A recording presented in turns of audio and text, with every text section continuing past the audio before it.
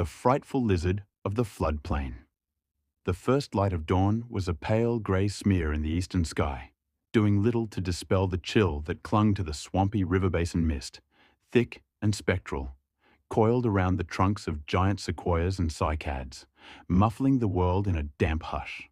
From this primordial gloom, a shape emerged, so massive and dark it seemed a piece of the night had gained solid form. This was Tor, a mature Daspletosaurus. His name, though he did not know it, meant Frightful Lizard, and in the half-light, he was the embodiment of that title.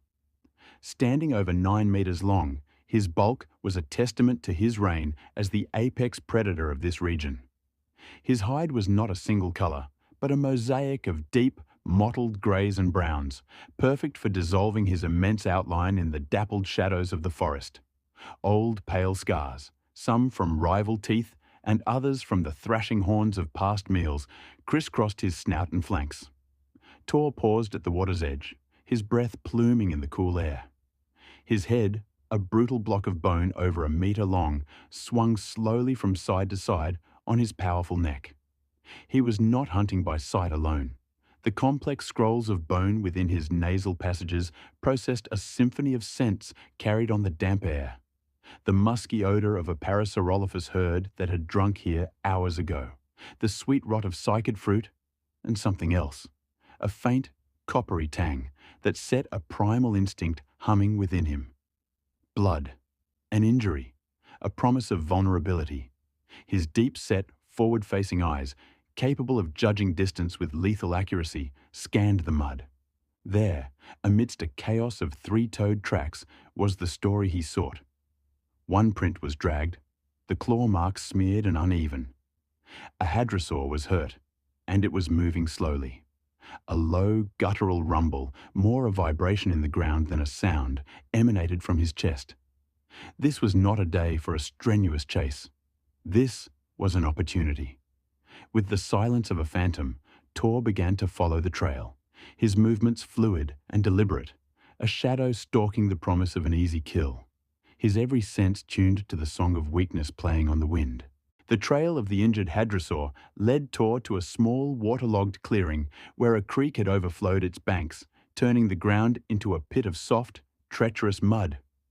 And there, trapped up to its chest in the clinging mire, was the source of the blood scent, a young Pachyrhinosaurus.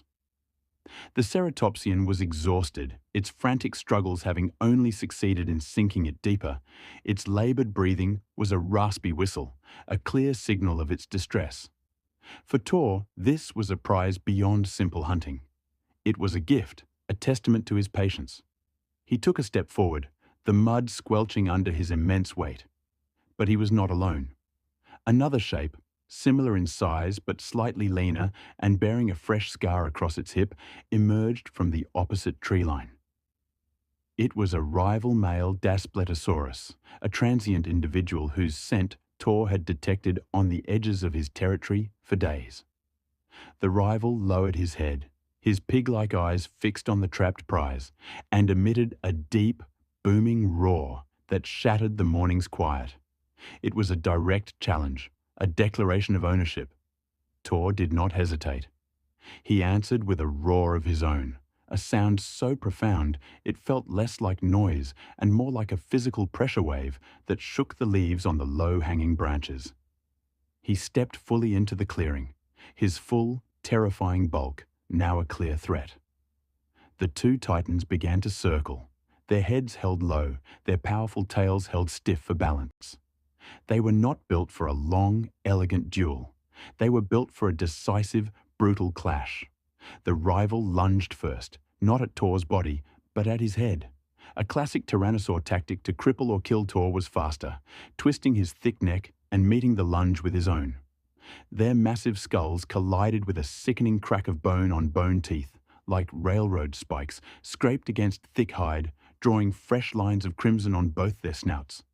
Tor, heavier and more experienced, used his weight as a weapon, shoving the rival off balance.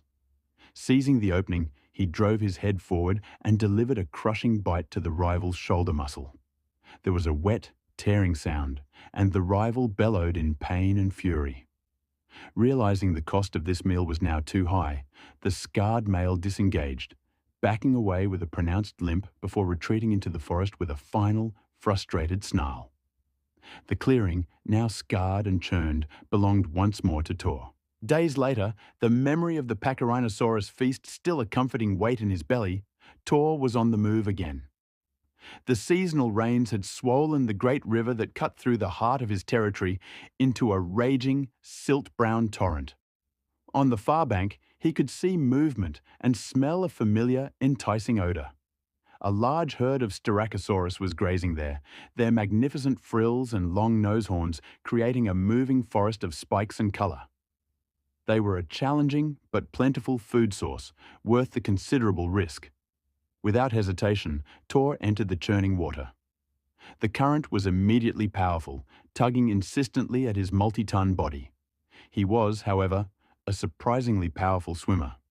He used his heavy muscular tail as a rudder, swinging it from side to side for propulsion and steering, while his powerful legs paddled in a deep, rhythmic motion. His head stayed high above the surface, his eyes locked intently on the opposite shore, his destination clear.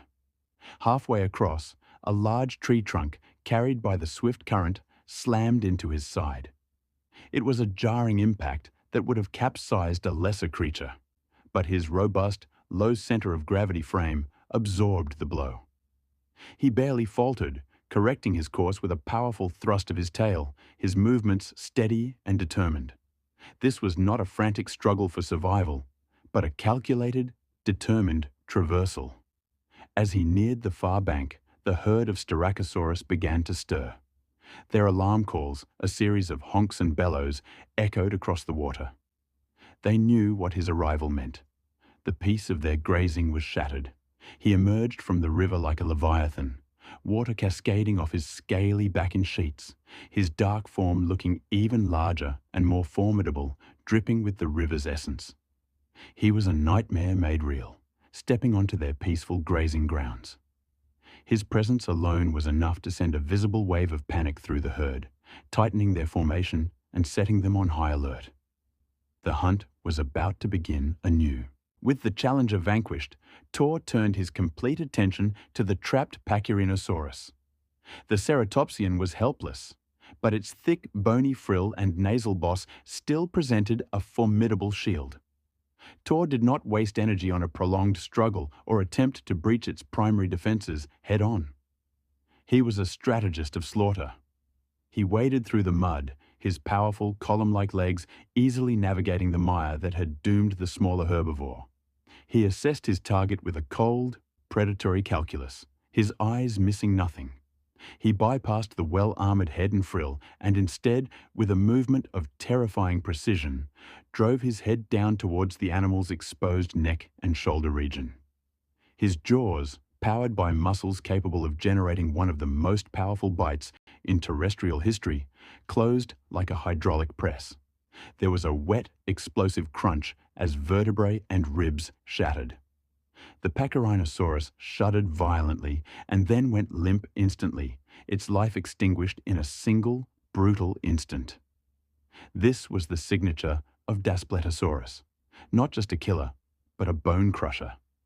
He began to feed, and the sounds that followed were gruesome, a symphony of consumption that echoed through the ancient trees.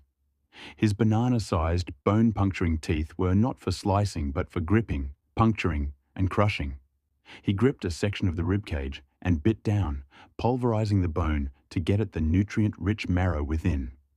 The forest air grew thick with the iron scent of blood and the sound of splintering bone and tearing flesh. He consumed vast quantities, his expandable gut stretching to accommodate the meal that would sustain him for days. He was not just eating meat, he was consuming the entire animal, bones and all, a demonstration of raw, primal power that left no doubt about his place at the very top of the food chain. When he was finally sated, he lifted his head, his muzzle and chest stained dark red, and let out a low, rumbling belch of satisfaction.